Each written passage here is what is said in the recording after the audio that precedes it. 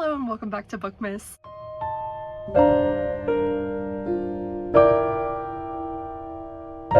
You are probably getting a double video treat today because I missed a couple days ago. I worked to make Bookmas as attainable as possible for me this year, and I'm still missing days just because it's so busy. You guys don't care. I'm gonna get the videos up. Maybe not when I said they're gonna be up, but they'll be up. So you're either gonna get a back-to-back days, today and tomorrow, or 2 today. We'll see how it works out. Don't hold me to anything. But today I'm gonna do my 2025 most anticipated reads, and it's gonna be such a good reading year. This only goes up to June. I only found books up to June, and I didn't find any for January, and I only found one for February, and there's still, how many books on this list? And there's still 14 books on this list. So I'm so excited. It is like a year with new books from my auto-buy authors, continuing series, finales of a series. I'm pumped, so let's get right into it. First, coming in February, we have Unloved by Peyton Corinne. This is the second book. I assume it's going to be a series, at least a trilogy. The first book was Unsteady, and this is Unloved. They're hockey romances, and Unsteady was so good, so cute. I don't think these books are technically YA. I think they might have been spicy. I can't remember. I need to reread it before the second book comes out because it's based off of a guy who's in the first book, I believe. And it also like dealt with real issues, the first one. So I feel like this one will as well. I like Peyton Corinne's writing style. Yeah, it's about a guy from the first one, like a side character, and he is going into the NHL. He's going to be a player in the NHL, and he needs a tutor for his academics. We love. So that's the first exciting read. Next is While We're Young by K.L. Walther. That's coming out in March. I love K.L. Walther. The way she writes just like engrosses me so much and just makes me feel so warm and cozy. The Summer of Broken Rules is one of the only books I've ever like truly reread, like sat down and did a cover to cover reread instead of just like skimming and finding my favorite parts. I love The Summer of Broken Rules. And she's coming out with 2 books, but this one I believe is the one that's based on like a Ferris Bueller-y type thing, like a Ferris Bueller's Day Out. I think that's gonna be so cute. And she just has the cutest covers, and you'll see her other cover I actually like even better. You'll see when we get to that one. But yeah, it's a good year for K.L. Walther, which means it's a good year for me. Next, we have such an anticipated read, not just for me, but for so many people.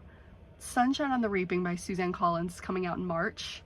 And then supposedly the movie is coming out in November of 2026, which, hey, I'll take it that it's being made at all. So Sunrise on the Reaping, if you're not familiar, it's a part of the Hunger Games series, and it is Haymitch's story. We are getting Haymitch's story, which you get some of Haymitch's story in Catching Fire, which is why people were like originally interested in it, and they're like, this should be a whole book. And finally, Miss Collins is locking in, and she is putting out Haymitch's story. I am so excited. I'll like forget sometimes how much I actually love the Hunger Games, and then I'll get back into it and I'm like, yeah, no, this is perfection. This is a perfect series, and the movies are perfect, and I'm so excited. You're gonna catch me saying I'm so excited about a million times, but when A Ballad of Songbirds and Snakes came out, it wasn't really on, it was on my radar, but not really. Like I was like, I could do without it. Like, I don't know if I really want to read Snow's point of view, but I ended up reading it right before seeing the movie, or I read half of it and then saw the movie and then read the other half because I ran out of time, but it ended up being so good. So I love Haymitch infinitely more than President Snow, obviously, so this should be good. Next is Promise Me Sunshine by Cara Bastone. It's also coming out in March, and I'm not gonna lie, I have no idea what this book's about, but I saw that Cara Bastone was coming out with a new book, and I was like, yep, need that. I read Ready or Not by Cara Bastone last year and loved it. I think it changed the accidental pregnancy trope for everybody, and that's not a spoiler, that's just like what the book is about. It was so good, and the cover just brings me such warm feelings, and this one does too. It is so cute. So apparently it's about this girl who loses her best friend, and it's a grumpy sunshine novel, and he's trying to like help her turn her life around. That sounds good to me. Now moving on to April. April is a good month for me. So first we have Great Big Beautiful Life by Emily Henry. Need I say more? It's Emily Henry. Like, I'm gonna read everything she creates. I would even read her grocery lists, and I do because I get her newsletter. That's Emily's grocery list. And at the end, she puts what she's actually been loving from the grocery store. So Great Big Beautiful Life is about these two writers who are trying to like compete to tell this story. It's like this woman who has had this like great big beautiful life, and they both want to be the ones to like to write this story and to have been the one who told it, who got to tell it. And so they're competing in that, and they obviously fall in love. Emily Henry, I have adored everything she's written. I'm so excited for more. She's just on a roll. I feel like, I don't know if her other books were also like not super spaced out, but like Happy Place, Funny Story, and Great Big Beautiful Life, I feel like they've all come so fast. And then keeping on theme with my favorite romance authors of all time, Abby Jimenez is also coming out with a book, Say You'll Remember Me. This cover is adorable, and I have already pre-ordered a signed copy of this, and I'm so excited for it. So apparently this is about a couple meeting, and they're like perfect for one another, but she has like so much stuff going on, and she's like, let's not do this, but he's like determined to be with her.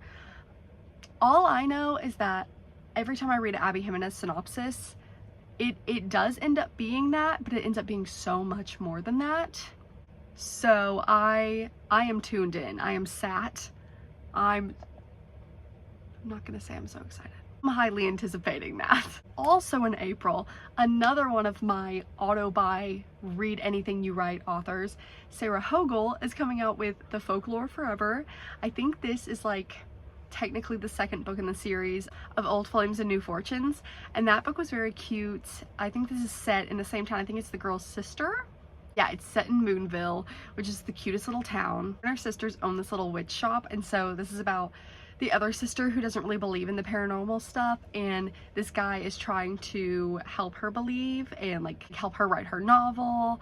That's gonna be so cute. I just know it. Sarah Hogle is so funny, and her books are just so light. They're always just what I need. And so I'm so excited for that one. And then last but certainly not least in April, we have Fearless by Lauren Roberts to tie up the Powerless series, the Powerless trilogy. I feel like a lot of people were kind of disappointed by Reckless. I was not. I loved it. But Lauren was like, this is like your take a break book, and then everything's gonna get back to crazy and Fearless. So I'm so ready for that. If you haven't read the Powerless series, I'm shocked, but it's about this girl who doesn't have powers, who is living in a society where they have powers and they get killed if they don't, so she's faking it, but then she gets pulled into these trials where she has to use her powers to survive that she obviously doesn't have. And her and the prince fall in love, but her and the other prince also have some kind of vibe going on, but she's, you know, lying to both of them. It's amazing. Lauren's amazing. I have loved following her journey all the way back when she was just like slowly writing these on TikTok. So coming up on the series finale, I'm so pumped, and I'm even more excited to see what she does next after this. Like if she keeps going fantasy, if she keeps writing books in this series, if she starts something new, does a spin-off. I am just thrilled to see her writing journey unfold in front of me. And then in May, we have some really good books as well. Another one of my favorite romance writers, Annabelle Monaghan, has It's a Love Story. All the writers coming out with the Taylor Swift lyric titles. Annabelle Monaghan's books are a little more literary fiction-y, but I wouldn't say like so much as maybe Emily Henry. I don't know. You guys let me know what you think. Her books are always so cozy, always kind of sad, but like they always just like come together so perfectly and give you exactly what you want and give you the ending you want. This one in particular is about a woman who's like a writer, like a movie writer or a show writer, and she's like trying to get her project greenlit, and she claims she knows this pop star and she has to get him involved. I'm just so excited because Annabelle Monaghan, she's one of those that I will read literally anything she writes.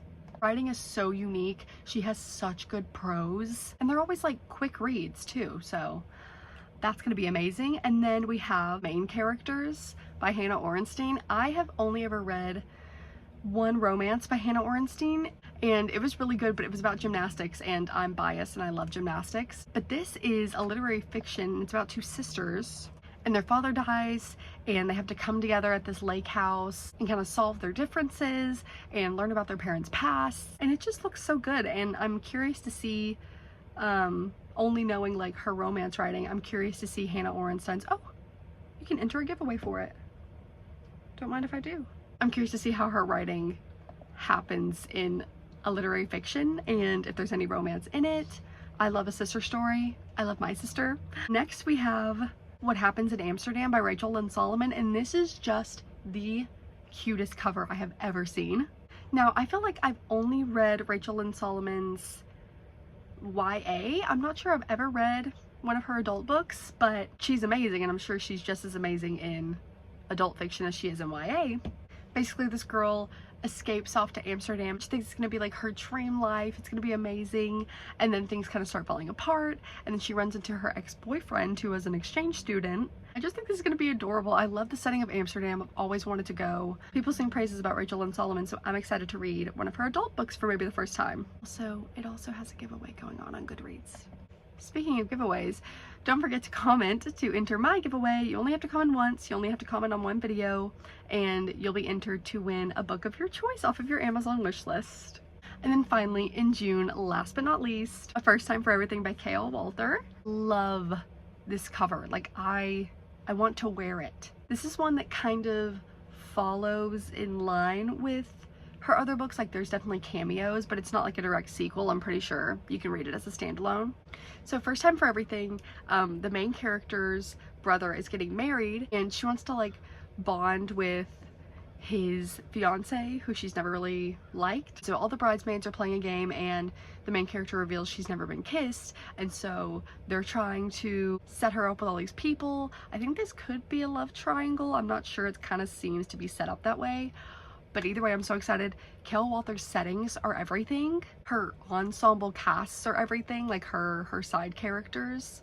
And this is YA, so it's not going to be spicy. It'll just be nice and light and sweet and cute. As I've said, I'm so excited for that. So there are about a million more I could put, but that is my 2025 most anticipated releases. I'm sure there's more. I'm sure there's going to be more slowly being revealed, and that is only the first half of the year. So yeah, let me know down below what your most anticipated release for 2025 is. I know that Taylor Jenkins Reid is coming out with something. I think Catherine Center, a bunch of fantasy books, so let me know. And yeah, other than that, I hope you enjoyed this video, and I will see you next time. Bye!